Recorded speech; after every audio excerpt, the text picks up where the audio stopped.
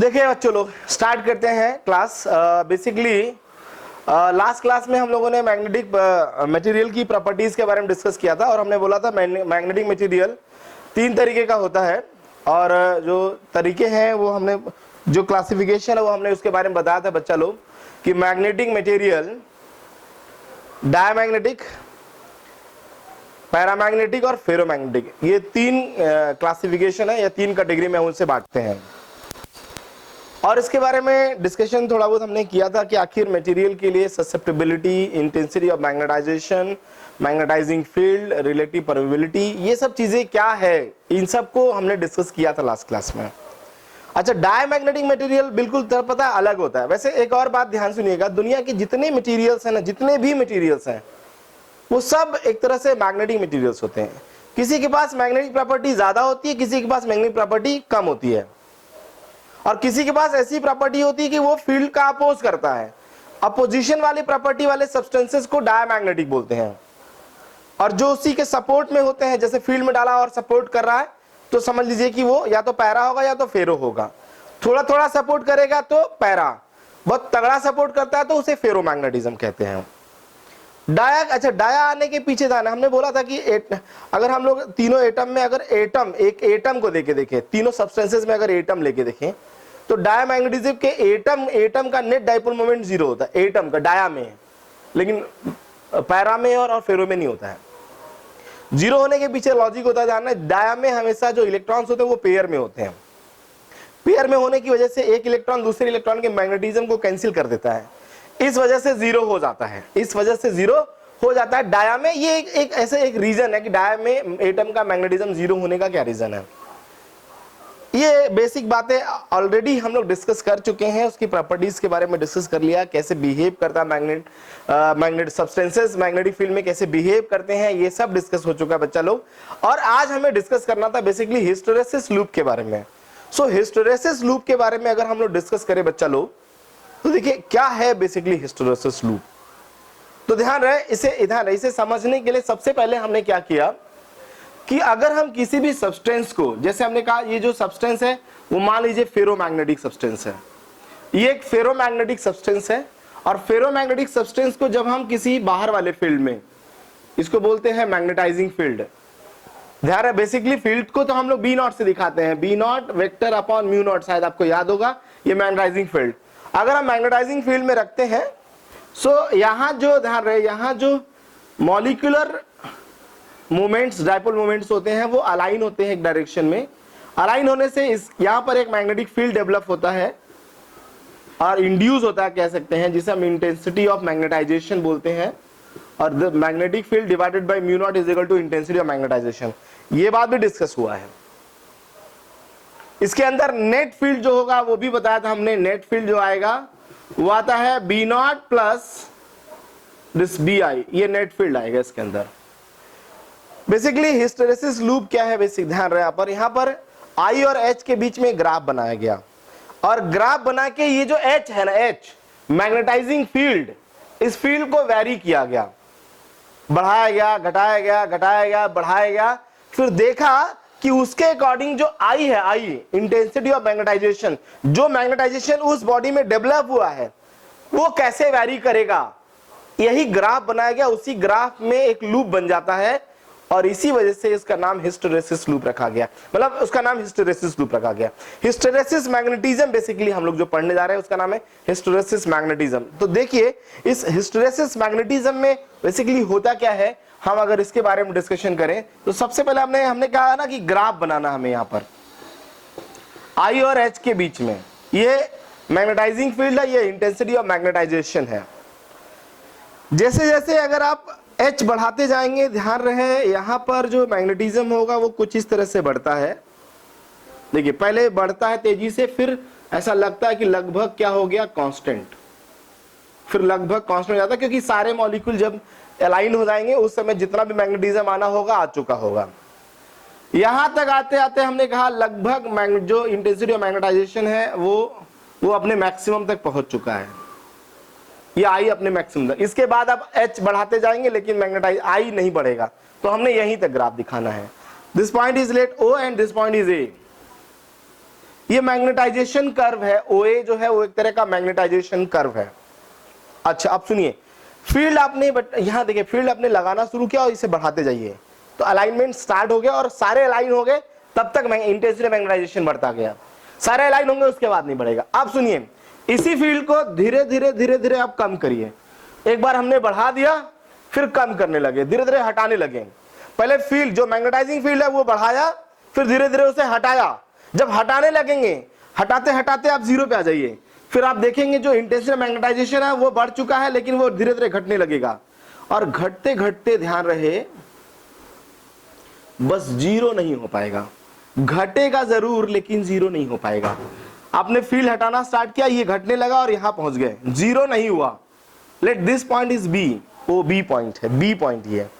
मैंने कहा घटाया, H को 0 कर लिया, लेकिन I 0 नहीं हो पाया। इसका मतलब उसने कुछ मैग्नेटिज्म रिटेन कर लिया, सब्सटेंस ने कुछ मैग्नेटिज्म रिटेन कर लिया। फील्ड हटाने के बाद भी वो 0 नहीं हुआ। अगर जो उसने रिटेन कर लिया जितना मैग्नेटिज्म, जैसे कितना रिटेन किया अगर हम लोग देखें इस ग्राफ में, तो आंसर आएगा OB मैग्नेटिज्म इसने रिटेन कर लिया। तो जो ये OB है ना बेटा, OB, ये OB को हम बोलते हैं रिटेंटिविटी। क्या बोलते हैं बच्चों, क्या बोलते हैं, retentivity. This OB called retentivity, this OB is here retentivity, retentivity इसको बोलते हैं रिटेंटिविटी। इतना मैग्नेटिज्म उसने रिटेन कर लिया, या इसका और भी नाम है, इसको बोलते हैं रिमिनेंस, रिमिनेंस या रिमिनेंट मैग्नेटिज्म क्या बोलते हैं, और रिमिनेंट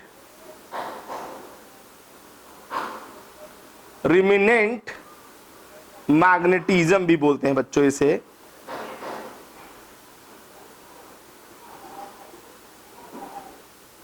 मैग्नेटिज्म, रिमिनेंट मैग्नेटिज्म या रिमिनेंस या रिटेंटिविटी क्या है, देखिए बहुत सिंपल बात है। मैग्नेटाइजिंग फील्ड को हमने हटा लिया, विड्रॉ कर लिया। विड्रॉ करने के बाद जो मैग्नेटिज्म वो रिटेन कर लेता, बच जाता उसके पास, दैट इज कॉल्ड रिटेंटिविटी, या that is the residual magnetism, जो बच गया, जो residual, this is also called the residual magnetism ना, magnetism, this is also called the residual magnetism. Residue मतलब कि जो बच जाता है, रह गया। अब बताइए, अच्छा एक बात समझ में आ गया कि फील्ड हटाने से मैग्नेटिज्म 0 नहीं हुआ। सब्सटेंस को जब आप मैग्नेटाइज करने लगे, उसके पास मैग्नेटाइजेशन आया, फील्ड हटाया, लेकिन मैग्नेटिज्म 0 नहीं हुआ बच्चों। जब मैग्नेटिज्म 0 नहीं हुआ तो हमने क्या किया, इस मैग्नेटाइजिंग फील्ड, ये जो मैग्नेटाइजिंग फील्ड लगाया ना, इसकी डायरेक्शन को बदल दिया। बोला आप इधर लगा दो, इधर लगाओ और धीरे धीरे बढ़ाओ।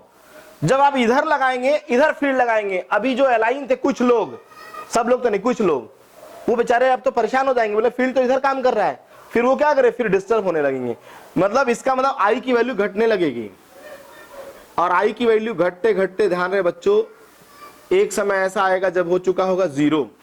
यहां देखिए, ये वो अपोजिट डायरेक्शन का फील्ड है OC, जिसके लिए इसका जो रेसिडुअल मैग्नेटिज्म था वो खत्म हो गया, मतलब कोई मैग्नेटिज्म नहीं बचा है, यहां की 0 आएगा। इस OC को क्या बोलते हैं अभी डिस्कस करेंगे।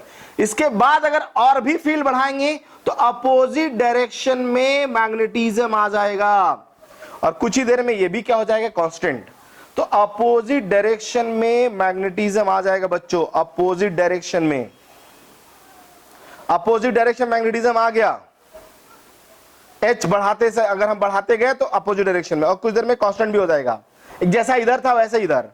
फिर इसके बाद अगर हम ये वाला फील्ड भी हटाने लगेंगे तो ये फिर जाएगा, और फिर कुछ क्या करेगा, फिर कुछ रिटेन कर लेगा। देखिए कुछ रिटेन कर लिया, दिस इज ए, हमने कहा A B C D के बाद E, अब फिर आगे बढ़ेंगे तो फिर आगे बढ़ जाएगा, देखिए ऐसे, और आगे बढ़ के फिर फाइनली हम लोग यहीं पहुंच जाएंगे बच्चों, फिर यहीं पहुंच जाएंगे, मतलब ये पूरा एक लूप बन जाएगा।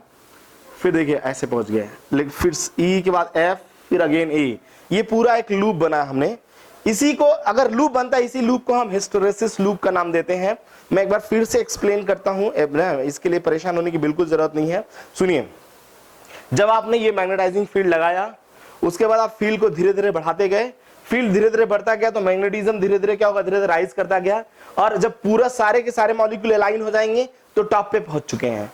अब हमने टॉप पर पहुंचने के बाद फिर क्या किया, जो हमने फील्ड अप्लाई किया था, मैं कहा वो फील्ड धीरे धीरे विड्रॉ करूंगा मैं। जैसे जैसे हमने विड्रॉ करना स्टार्ट किया, फिर क्या होगा, ये वैल्यू घटने लगी, आई, लेकिन घट के पूरा जीरो नहीं हो पाया, मतलब कुछ मैग्नेटिज्म उसने रिटेन कर लिया। जितना उसने रिटेन किया है दैट इज कॉल्ड रिटेंटिविटी। उसे क्या बच्चा बोलते हैं हम लोग, रिटेंटिविटी कहते हैं, दैट इज कॉल्ड रिटेंटिविटी। अब सुनिए, उसके बाद हमने अपोजिट डायरेक्शन में मैग्नेटिज्म लगाया। अपोजिट डायरेक्शन मैग्नेटिज्म लगाने पे कुछ ध्यान रहे, कुछ फील्ड के बाद, कुछ अपोजिट डायरेक्शन में फील्ड अगर वैल्यू आए, उस फील्ड की वैल्यू के उस वैल्यू के लिए आई का वैल्यू, मतलब जो रेसिडुअल मैग्नेटिज्म था वो जीरो हो गया, और जिस अपोजिट डायरेक्शन में मैग्नेटिक फील्ड के लिए आई जीरो हो जाता है, उस वैल्यू को हम कोरिसिविटी बोलते हैं। क्या बोलते हैं, नाम देते हैं coercivity. This OC opposite direction का field is called coercivity. This is called कोरिसिविटी।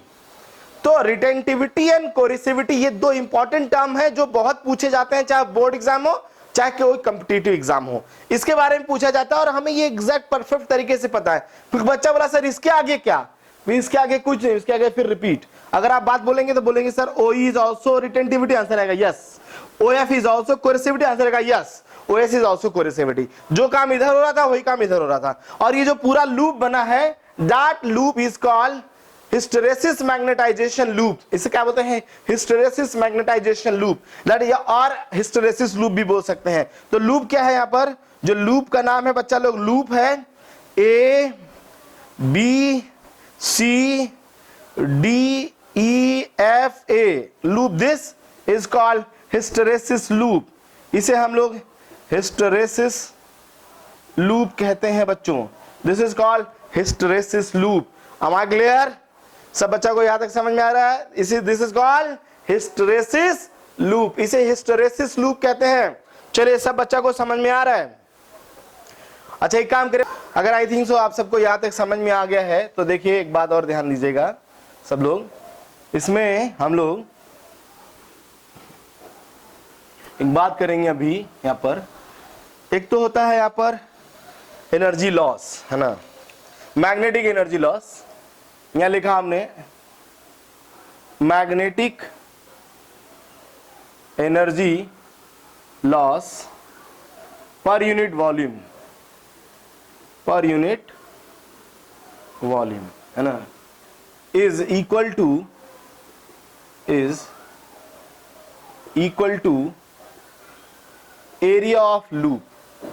पहले लॉस क्या है ये समझते। देखिए जो प्रोसेस हो रहा था, अगर आप बार बार मैग्नेटिक फील्ड को बढ़ाएंगे, देखिए सब्सटेंस को मैग्नेटाइज करेंगे, फिर डीमैग्नेटाइज करेंगे, फिर अपोजिट डायरेक्शन मैग्नेटाइज करेंगे, फिर डीमैग्नेटाइज करेंगे, फिर डीमैग्नेटाइज करेंगे, फिर डीमैग्नेटाइज करेंगे, बार बार ये प्रोसेस अगर आप करते रहेंगे तो एनर्जी का लॉस होने लगता है।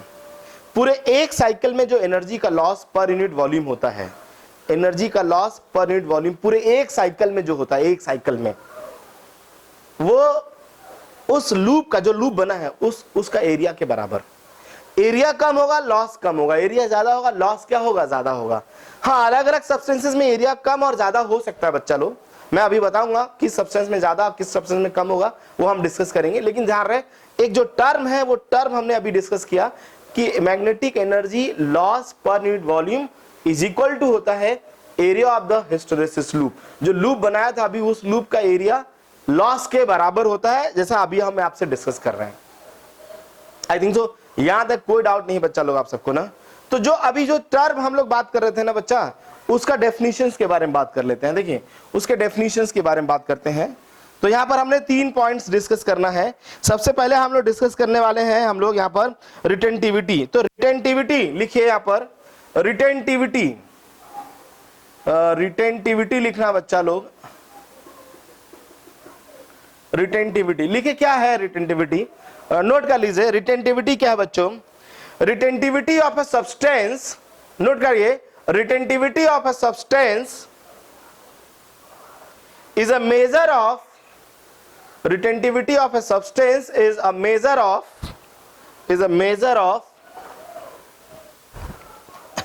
retentivity of a substance is a measure of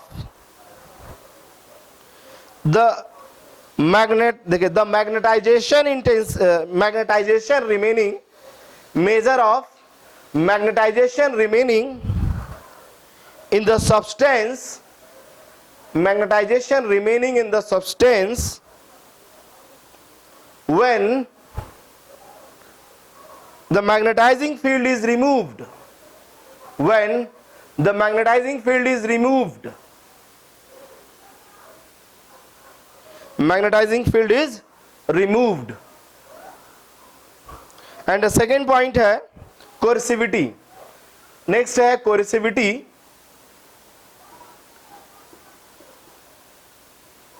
कोर्सिविटी, देखिए ये क्या है, इसके बारे में भी मेंशन कर लीजिए बच्चों. कोर्सिविटी क्या है, देखिए कोर्सिविटी लिखिएगा इसमें. The कोर्सिविटी of a substance, the कोर्सिविटी of a substance, the कोर्सिविटी of a substance is a measure of the reverse magnetizing field, measure of the reverse magnetizing field required to destroy, reverse magnetizing field required to destroy the residual magnetism of the substance, the residual magnetism of the substance, residual magnetism of the substance. And third point है बच्चों, third point वो है energy loss. Third point लिखिएगा, energy loss per unit volume of a substance, energy loss per unit volume of a substance in a complete cycle of magnetization, complete cycle of magnetization is equal to area of the hysteresis loop, is equal to area of the hysteresis loop, जो उससे पहले भी discuss किया था. ये तीन important points है इस हिस्टेरेसिस लूप के ऊपर. हाँ, वंस अगेन एक बार फिर बता देता हूं बच्चों. देखिए, energy loss per unit volume of a substance in a complete cycle of magnetization, complete cycle of magnetization is equal to area of the hysteresis loop, equal to area of the hysteresis loop. ये बच्चों हम लोग बात कर रहे हैं यहाँ पर डीमैग्नेटाइजेशन का. बेसिकली अभी जो हिस्टेरेसिस लूप में हमने ये देखा कि अगर हम किसी सब्सटेंस को मैग्नेटाइज करते हैं तो सब्सटेंस अगर मैग्नेटाइज होता है बच्चों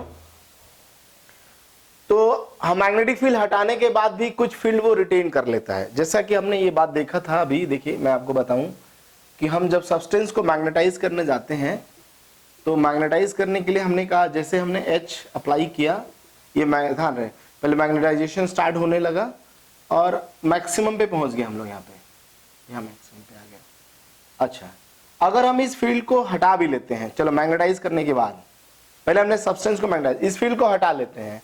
जैसे इस फील्ड को हटाएंगे बेटा फिर क्या होगा बताइए, इंटेंसिटी घटेगा लेकिन ये जीरो नहीं हो पाएगा. फील्ड हटा लिया लेकिन ध्यान रहे डीमैग्नेटाइज नहीं हुआ, पूरी तरह से सब्सटेंस डीमैग्नेटाइज नहीं हुआ. फील्ड आपने हटा लिया लेकिन सब्सटेंस डीमैग्नेटाइज नहीं हुआ बच्चों. फिर क्या होगा बोलिए, हम पीछे अपोजिट डायरेक्शन में फील्ड लगाते हैं, जिसे हम यहां से लेके यहां तक हम बोलते हैं अभी रिटेंटिविटी, और पीछे की तरफ फील्ड है ये. फिर यहां मैक्सिमम पहुंचा, फिर मैक्सिमम पे आने के बाद ध्यान रहे यहां this is called the coercivity, OC, this is coercivity. Coercivity मतलब डीमैग्नेटाइज पूरी तरह तब होगा जब ये H जीरो नहीं होगा, अपोजिट डायरेक्शन में H आ गया. लेकिन हम ये चाहते हैं कि मैग्नेटिक फील्ड भी हट जाए और वो डीमैग्नेटाइज हो जाए. जैसे आपने किसी सब्सटेंस को मैग्नेटाइज किया, मैंने कहा आप एक काम करो, उसका मैग्नेटिज्म खत्म कैसे करेंगे, तो कैसे खत्म करेंगे भाई, खत्म करने का अपोजिट डायरेक्शन फील्ड लगाना पड़ेगा. हम चाहते हैं कि बिना फील्ड के खत्म हो जाए, तो बिना फील्ड के खत्म करने के लिए ध्यान रहे उसी को हम बेसिकली डीमैग्नेटाइजेशन का नाम देते हैं. देखिए डीमैग्नेटाइजेशन का नाम उसी को देते हैं बेसिकली हम लोग. देखिए फिर हमने यहां पर पहुंच गए हम. ये साइकिल तो ऑब्वियस सी बात है, अभी हमने डिस्कस किया था ये। अब एक काम करें, एक साइकिल कंप्लीट हुआ, हमारा पास जो H है, H जहां ये जो मैग्नेटाइजिंग फील्ड है वो ऑक्सिलेटिंग होनी चाहिए। पहली बात तो ऑक्सिलेटिंग होनी चाहिए, ऑक्सिलेट कर रहा है ना, और oscillating with decreasing amplitude, with decreasing amplitude. अगर ऐसा है बच्चा तो अब क्या होगा, एक बार ऐसा होगा, फिर दोबारा, अब इस बार हम फील्ड थोड़ा कम ले जाएंगे, तो हम फील्ड थोड़ा कम ले जाएंगे तो ध्यान रहे, फिर यहां से डीमैग्नेटाइज होना स्टार्ट हुआ, यहां पे आएंगे, अब फील्ड थोड़ा कम होगा तो यहां लाके फिर यहां आगे बढ़ेंगे, फिर यहां आके मिल जाएगा वो, फिर थोड़ा अगली बार फिर और कम फील्ड आ जाएगा, फिर डीमैग्नेटाइज यहां से हुआ, फिर यहां से आके ऐसे मिल जाएगा। तो ये प्रोसेस अगर लगातार होता जाएगा बच्चा लोग, सो फाइनली हम लोग कहां पहुंच जाएंगे बताइए, यहाँ जीरो पे आ जाएंगे। सो लगातार अगर ये प्रोसेस होता रहे तो धीरे धीरे जो सब्सटेंस है वो डीमैग्नेटाइज हो जाएगा। सो डी, अगर आप किसी सब्सटेंस को जान मैग्नेटाइज होने के बाद अगर आप उसे कंप्लीटली डीमैग्नेटाइज करना चाहते हैं तो आप उसे ऐसे फील्ड में रखिए जो ऑक्सिलेट कर रहा है विद डिक्रीजिंग एम्पलीट्यूड, पहला बात, या तो उसे आप बहुत हाई टेम्परेचर पे ले जाइए ताकि उसका मैग्नेटिज्म वहां पर लॉस हो जाए। तो हाई टेम्परेचर पे ले जाने से भी मैग्नेटिज्म लॉस हो जाता है। तो how to demagnetize a magnet, एक तो ध्यान रहे उसे हम सब्सटेंस को प्लेस करते हैं, सब्सटेंस प्लेस्ड इन, है ना, जो सब्सटेंस है that is placed in oscillating, है ना, magnetizing field with decreasing amplitude, या कह सकते हैं विद वेरी हाई टेम्परेचर, है ना, with very high temperature,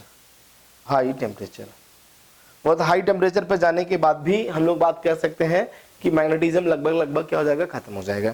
I think so ये बच्चा, ये बात आप सबको समझ में आ गया होगा। अगला बात करते हैं हम लोग magnetic properties of soft iron and steel, वो ध्यान रहे थोड़ा इंपॉर्टेंट है, एग्जाम में पूछे जाते हैं, हमने उसकी बात करते हैं। तो देखिए हम लोग बात कर रहे हैं magnetic properties of soft iron and steel. तो देखिए सॉफ्ट आयरन और स्टील का मैग्नेटिक प्रॉपर्टीज देखते हैं। आई थिंक सो ये आपको डीमैग्नेटाइजेशन समझ में आ गया होगा बच्चों। सो देखिए मैग्नेटिक प्रॉपर्टीज ऑफ, हम लोग प्रॉपर्टी की बात कर रहे हैं सॉफ्ट आयरन एंड स्टील का। तो सॉफ्ट आयरन और स्टील का मैग्नेटिक प्रॉपर्टी डिस्कस करें बच्चों। सो ध्यान रहे कि हम लोग डिस्कस करने जा रहे हैं, यहाँ पे डिस्कशन का ये पार्ट है कि हम दोनों के लिए सॉफ्ट आयरन और स्टील की बात कर रहे हैं हम लोग ना। देखिए हमने लिखा यहाँ पर magnetic properties of soft iron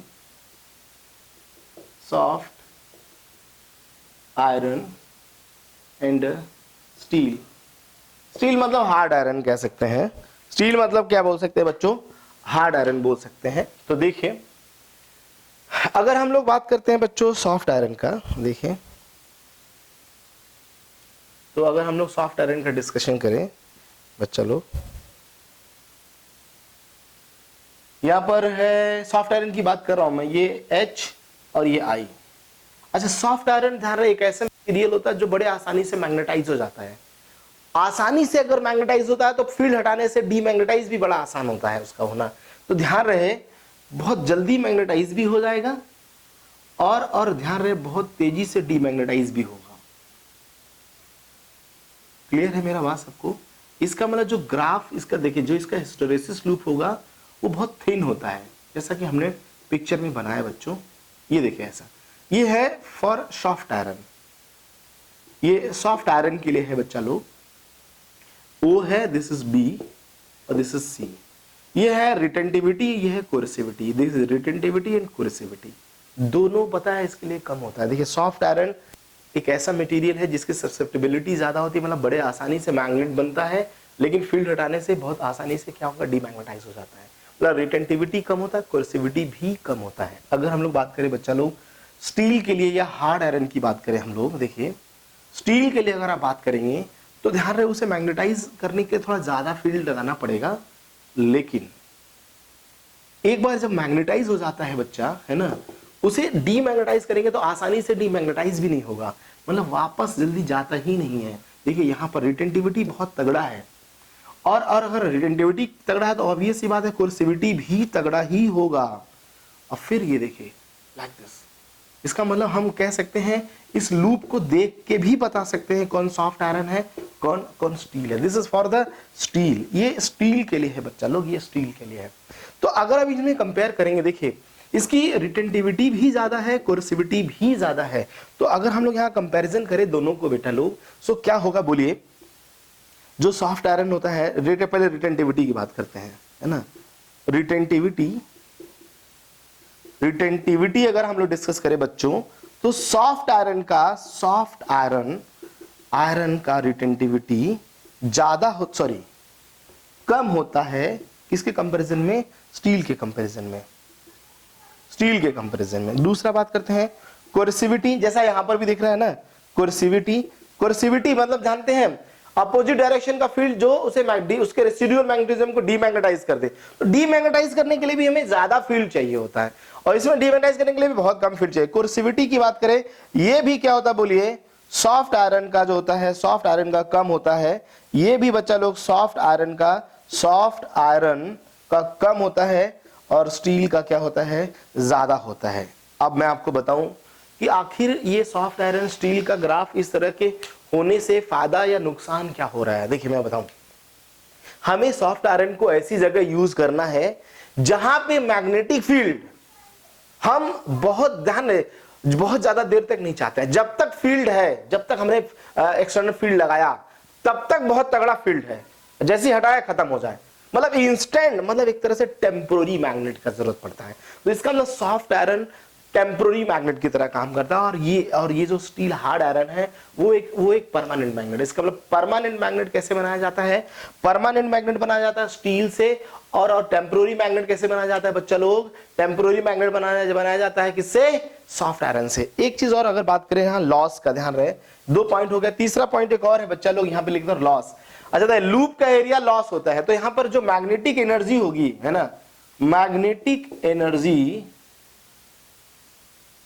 loss per unit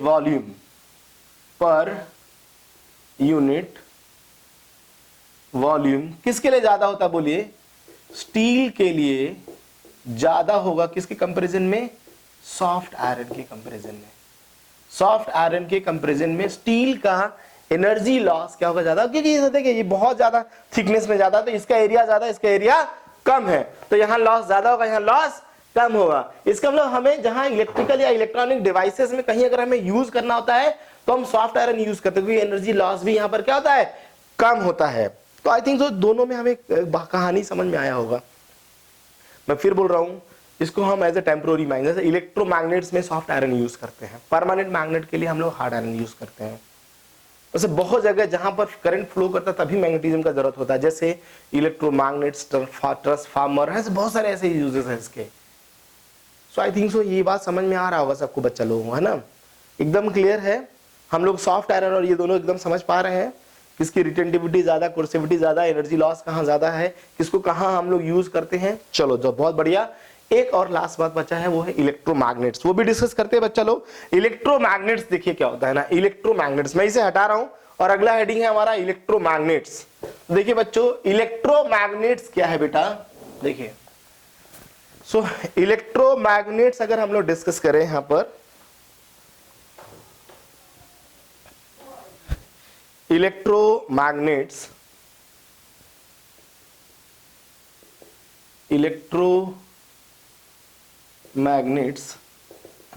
देखिए बच्चों क्या है ये इलेक्ट्रोमैग्नेट्स। बेसिकली ध्यान रहे कि ये एक सोलेनॉइड है, सोलेनॉइड।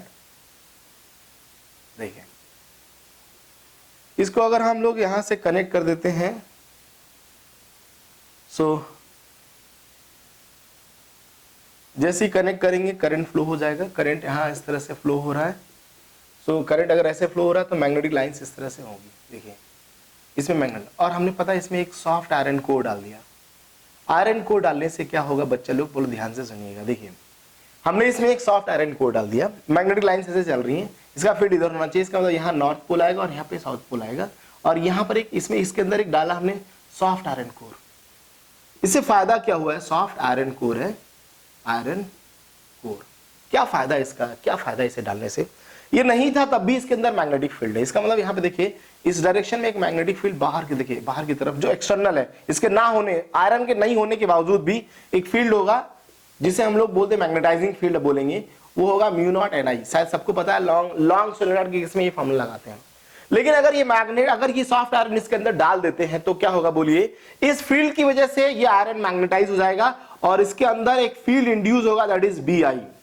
सो इसका मतलब इस ध्यान रहे, इस क्वाइल में जो नेट मैग्नेटिक फील्ड होगा वो कितना होना चाहिए बच्चा लोग, वो होना चाहिए B nought plus B I. और ये बहुत तगड़ा वाला मैग्नेटिक फील्ड होगा यार, बहुत तगड़ा वाला मैग्नेटिक फील्ड होगा, क्योंकि ध्यान रहे एक तो खुद जो इंड्यूस हुआ वो और एक पहले था, इसका मतलब बहुत तगड़ा वाला ये मैग्नेटिक फील्ड है। हम ये बात बोल सकते हैं जो बी एम नेट फील्ड है वो बी नॉट से बहुत ज्यादा होगा, है ना, बहुत ज्यादा। इलेक्ट्रोमैग्नेट्स में ध्यान रहे हम लोग ये फेरोमैग्नेटिक में ये बात डिस्कस भी किए थे।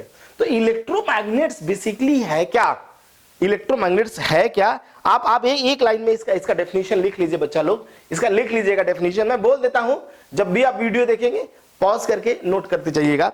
इसका डेफिनेशन है कि if we place a soft iron in a solenoid, if we place a soft iron in a solenoid, the magnetism of the solenoid increases 100 of times, and the solenoid is called electromagnets.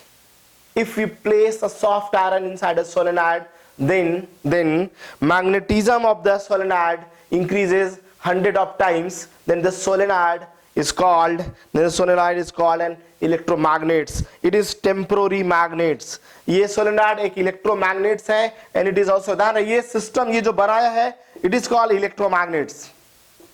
Electromagnets बोलते हैं बच्चा लोग इसे, है ना, ये electromagnets है, या इसी को हम लोग temporary, it is temporary magnets, it is temporary magnets, it is temporary magnets. ये एक टेम्पररी मैग्नेट से बच्चा लोग, है ना, मैग्नेट, ये एक टेम्पररी मैग्नेट्स है। आई थिंक सो ये सब बच्चा को समझ में आ गया होगा। ये एक टेम्पररी मैग्नेट्स है बच्चों, टेम्पररी मैग्नेट्स। टेम्पररी इसलिए बोलता हूं कि जैसे ही स्विच क्लोज होगा मैग्नेटिज्म होगा, स्विच ओपन होगा मैग्नेटिज्म गायब, जैसे स्विच क्लोज होगा मैग्नेटिज्म होगा, स्विच ओपन होगा मैग्नेटिज्म गायब।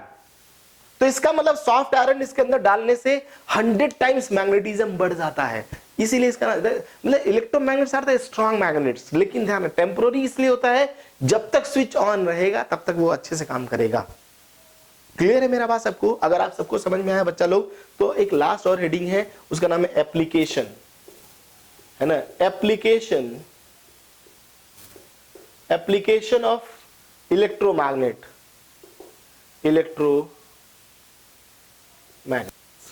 Application of electromagnets. So electromagnets के क्या एप्लीकेशन है बच्चों? ध्यान रहे इलेक्ट्रोमैग्नेट्स के अगर एप्लीकेशंस का बात करें तो ध्यान रहे हम लोग सबसे पहले बात करते हैं कि इलेक्ट्रॉनिक, ध्यान रहे जो हम लोग बेल यूज करते हैं, इलेक्ट्रिकल बेल, उसमें इलेक्ट्रोमैग्नेट्स यूज किया जाता है, ट्रांसफार्मर में इलेक्ट्रोमैग्नेट्स यूज किया जाता है, टेलीफोन डायाफ्रागम्स में यूज किया जाता है, और बहुत सारे ऐसे यूजेस हैं। तो ध्यान रहे पहला एप्लीकेशन है इसका, electromagnets are used in electric bell, transformer और टेलीफोन डायाफ्रागम्स, यहां पर यूज करते हैं एटसेट्रा। और दूसरा यूज है अगर हम इन मेडिकल बात करें हम लोग, इन देखें medical field, electromagnets are used to extract the bullet from the human body, electromagnets are used to extract bullet from human body. अगर मेडिकल फील्ड में बात करें तो हम इलेक्ट्रोमैग्नेट्स को यहां पर यूज करते हैं, बुलेट निकालने के लिए, गोली लग जाए उसे बाहर निकालने के लिए यूज करते हैं।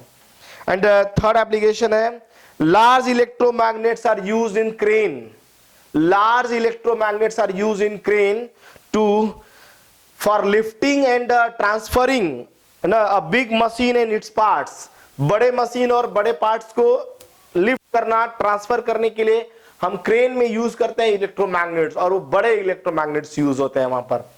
तो इलेक्ट्रोमैग्नेट्स के ये कुछ यूजेस है बच्चा लोग, आई थिंक सो सब लोगों को यहां तक समझ में आया होगा। सो ध्यान रहे हिस्टेरेसिस लूप, उससे ऊपर जो प्रॉपर्टीज है रिलेटेड है, सॉफ्ट आयरन और स्टील के बीच में क्या है, कहानी और आपका इलेक्ट्रोमैग्नेट्स क्या होता है, ये सब हम लोगों ने एक एक करके डिस्कस कर लिया। आई थिंक सब बच्चों को बहुत समझ में आया होगा, पसंद आया होगा। अगला जो टॉपिक है बच्चा लोग वो है ईएमआई, वो हम अगली क्लास से स्टार्ट करेंगे। आई थिंक सो यहां तक आप सबको समझ में आया होगा बच्चा लोग। तो फिर अगर आप सबको समझ में आया होगा तो मेरे चैनल को दोस्तों लाइक करिए, शेयर करिए और लोगों तक पहुंचाइए। बस कोशिश यही करिए कि जितना ज्यादा अगर आप देखें स्प्रेड करेंगे, सच में बताएं दोस्तों कि फायदा और लोगों को भी होगा ना। ठीक है, तो कोशिश करिए मेरे दोस्तों ये सब काम करने का, और खुद पढ़िए, जम के पढ़िए, कुछ करके दिखाइए। Okay okay, bye bye bye bye everyone.